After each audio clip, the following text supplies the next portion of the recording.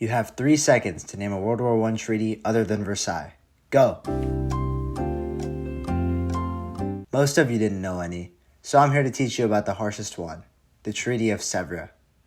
To understand how this treaty came into place and why it eventually failed, we need to go back to the eve of World War I. By this time, the Ottoman Empire was the equivalent of a modern-day Charles Barkley. There it is. Oh! Oh, for the world! It certainly had its heyday, but that was long past. For nearly a century, the European powers took influence and territory from the Ottoman Empire, until by 1914, the Ottomans were no longer even a great power. Nearly anything could have spelled the end for the empire, but what did it was the outbreak of World War I. In the war, the Ottomans joined the Central Powers, with their other allies being Germany, Austria-Hungary, and Bulgaria. They put up a good fight, but long story short, they lost. After such a significant war, the Allied powers wanted to be handsomely compensated, and the Ottoman Empire looked ripe for the taking. Negotiations went something like this.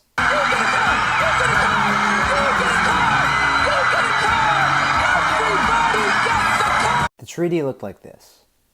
Greece annexed lands on the coast of Anatolia, Istanbul and the Straits were made an international zone, Italy received a large zone of influence, Britain and France received the colonies of Iraq and Syria respectively, Armenia gained independence, and Kurdistan gained autonomy. On top of it all, the treaty enforced war reparations and army restrictions. With this treaty, the Ottoman Empire would be destroyed and never, ever have the power to challenge the European powers again. And then they challenged the European powers again. Most Turkish people understood, at this point, the Ottoman government was a puppet to the European powers, and they resisted this foreign control. Throughout 1919, many senior officials of the previous Ottoman government refused to comply with Allied powers, including Mustafa Kemal. Mustafa Kemal was a veteran of World War I who led the Ottoman victory at Gallipoli, one of the few Ottoman successes in the war.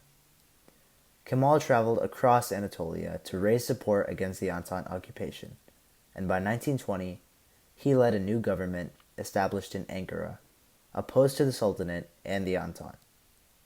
Kemal's government was intent on removing foreign influence from Turkish lands.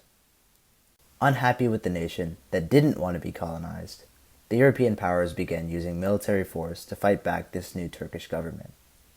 However, very quickly, it became clear that Britain, France, and Italy would not play a major factor in this war.